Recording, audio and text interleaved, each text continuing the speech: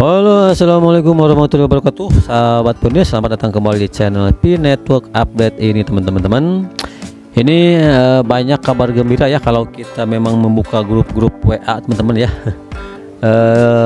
Kita bisa lihat ya, ada yang sudah berhasil membeli barang ya, dan menggunakan Pi sebagai mata uangnya, sebagai alat pembayarannya. Itu sangat luar biasa menurut saya ya. Seperti cuplikan ini teman-teman ya, video ini nih. Ada seorang pionir ibu-ibu nih ya, dia berhasil membeli sebuah gelang emas dari Cina ya, konon dari Cina nih katanya ya. Selamat siang, selamat berhari Minggu. Sebagaimana yang kemarin pernah saya upload bukti transaksi, bukti pembayaran hashtag dari saya untuk melakukan barter pada salah satu platform marketplace yang ada di PayBrowser. Dan alhamdulillah barang yang saya barter kemarin, yang saya barter sudah sampai, sebenarnya sampai kemarin ini, cuman karena saya telat melihat telat membuka kotak mailbox, jadi agak telat. Saya baru tadi pagi saya ambil ya, ini baru saya tadi pagi saya ambil, dan saya sekarang baru membuat testimoni lagi ya. Bismillahirrahmanirrahim nih, China Gold ya, China Gold. Sertifikat di sini seperti ini ya teman-teman ya, bukti keabsahan. Bismillahirrahmanirrahim, China Gold. Sama nggak dengan yang teman-teman lihat di salah satu marketplace yang ada di PayBrowser? Sama nggak? Sama kan? Untuk teman-teman yang tidak percaya dan tidak yakin, bukan berarti ketidakyakinan Anda, ketidakpercayaan Anda itu menjadi gap di antara kami yang percaya dan kami yang yakin ya. Saya sebenarnya dari tahun yang lalu teman saya sudah melakukan barter ya. Berhubung tahun lalu baru teman saya yang melakukan barter, saya tidak berani membuat testimoni, karena bisa jadi nanti muncul paradigma atau opini, kalau memang di Cina sudah bisa barter, teman kamu sudah bisa barter, buktikan bahwa kamu tidak, mana buktinya, kenapa kamu tidak barter sendiri. Akan muncul opini-opini seperti itu. Itu sudah saya antisipasi. Makanya kenapa tahun lalu meskipun saya juga sudah barter, walaupun hanya nitip ke teman, itu saya tidak membuat testimoni, karena itu akan muncul, pasti pro dan kontra akan muncul, dan itu yang saya hindari ya. Itu yang saya hindari. Alhasil ketika kemarin setelah Payday tanggal 14 Maret, saya mencoba untuk transaksi sendiri, dan alhamdulillah sukses, seperti yang sudah saya posting bukti transaksi sebelumnya. Berikut berlian yang kemarin dua kali saya terima. Nah, dan ini untuk teman-teman ketahui ya, untuk teman-teman ketahui semua, bahwasanya transaksi atau barter di sini itu tidak semua marketplace melayani daerah, pokoknya ada teritorial tertentu yang tidak dilayani dan dilayani. Untuk Hong Kong, Macau, Taiwan, Mongol, dan bahkan sekarang Xinjiang bagian barat, padahal itu. Saya rasa ini memang betul teman-teman, gak mungkin lah ya seseorang memberikan informasi yang hoax begitu ya, karena saya yakin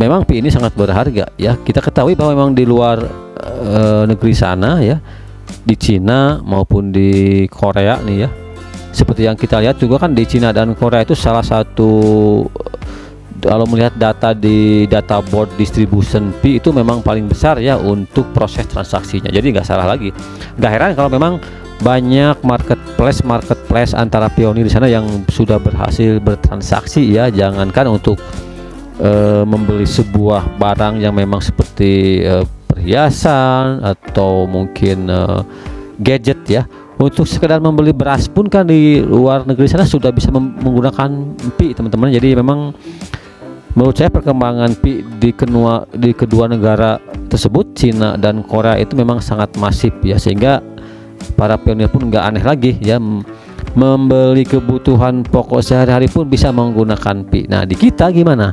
Kalau di Indonesia memang saya lihat kurang begitu masif dan tidak termasuk di data board ya.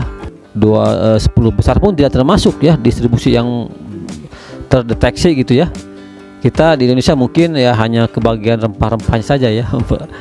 Kebagian ya para pionirnya mungkin kurang begitu banyak, juga kurang begitu, sebagian kurang begitu menghargai ya, karena mungkin tidak begitu yakin dengan akan keberhasilan Pi ini, sehingga mereka pun sangat ragu untuk membuka gitu, membuka aplikasi atau membuka gerai toko misalnya ya, atau gerai makanan, atau misalnya ya apa saja lah bisnis-bisnis yang memang bisa digunakan untuk di marketplace, bisa digunakan untuk bertransaksi antara pionir ya. Jadi seseorang yang sangat yakin nih akan keberhasilan Pi, dia membuka sesuatu, atau mungkinlah barang atau apa ya, bisa menjual barang tersebut dengan menggunakan pembayarannya sebagai Pi, dengan Picoin tentunya ya. Tapi memang mungkin di Indonesia ini masih pada menunggu gitu ya, menunggu ya, memang harganya cukup pantas ya, jadi tidak saling menjatuhkan. Justru kadang-kadang kan ada yang menampung harga Picoin hanya di 3.000 perak teman-teman ya, atau mungkin di 5.000 perak, atau mungkin di 7.000 perak ya. Itu menurut saya kalau yang buru-buru menjualnya di harga segitu sangat sayang banget ya, karena kita tidak tahu perkembangannya di 4 tahun ke depan, 5 tahun ke depan Pi ini bagaimana. Sejarah terulang kembali, sejarah Bitcoin dulu teman-teman ya, yang asal mulanya tidak berharga, tidak dilirik orang, yang dengan 1.000 Bitcoin hanya bisa membeli sebuah membeli 2 buah burger gitu ya. Nah sekarang ya 1.000 Bitcoin, wah sudah kaya raya ya. Jadi intinya teman-teman, tapi ini dalam waktu dekat saya yakin mungkin tidak akan teman ya, tidak akan menemukan titik puncak keemasannya, tapi mungkin kita lihat ya 4 tahun 5 tahun ke depan teman-teman gimana ya. Karena ya sesuai tadi yang dikemukakan oleh core team, untuk open mainnet pun kita kan masih menunggu perkembangan KYC lebih skala lagi, lebih besar lagi, lebih banyak lagi pionir untuk tergabung di KYC, lolos KYC ya, dan masih mengembangkan dan menunggu kita nih para pionir untuk berkontribusi terus mengembangkan utility-nya di ekosistem internal teman-teman, sehingga nanti saat open mainnet ini ya kita sudah kuat ya, sudah tidak bisa dipermainkan lagi harganya oleh cukong-cukong yang mempunyai modal besar. Karena kenapa? Karena memang sudah kuat ekosistem di dalamnya, dan memang yang saya harapkan sih ini akan segera terbentuk, walaupun tidak open mainnet gitu ya, ini akan segera terbentuk pasar global, menjadi di mana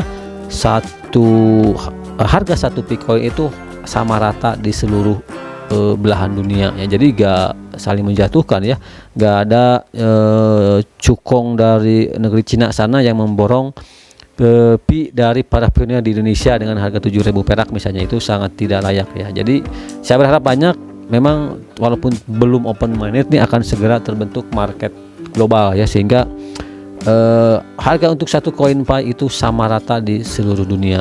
Itu akan sangat bagus dan akan sangat menstabilkan ya harga Pi nanti di kemudian hari ya. Jadi intinya teman, terus berkontribusi, terus saja optimis ya, mudah-mudahan ini menjadi sesuatu yang besar. Dan menurut saya jangan terlalu cepat juga ya kalian mengambil kesimpulan ya udahlah saya jual aja di harga 7.000 misalnya. Saya ngipi kalian, karena ya banyak di luar sana yang mungkin orangnya memiliki apa ya, pandangan dan pandai mencari kesempatan gitu ya. Dia tahu bahwa Pi ini akan berharga, dia borong semua nih dari kita, ujung-ujungnya pas harga sesuai yang kita harapkan, sesuai yang Pionir harapkan, mencapai ratusan ribu dolar per koin, ya kita akan menyesal di kemudian hari ya. Jadi intinya tetap semangat, tetap kontribusi. Kita tunggu 5 tahun ke depan gimana nih ya untuk Pi ini ya, karena sesuatu yang besar memang tidak memerlukan waktu yang cukup lama ya. Sejarah kita lihat deh gimana Bitcoin berjuang, gimana Dogecoin berjuang, gimana marketplace seperti Alibaba pun berjuang dari nol, bahkan dari ya dinyinyirin orang gitu ya, akhirnya bisa berkembang sampai sebesar ini. Oke teman, itu aja informasinya, mudah-mudahan sedikit bermanfaat dan memberikan sedikit motivasi untuk kita semua untuk terus berkontribusi dan berpikir positif tentang Pi Network. Jangan lupa untuk dukung channel ini dengan cara subscribe, like, komen, dan share. Terima kasih. Assalamualaikum warahmatullahi wabarakatuh.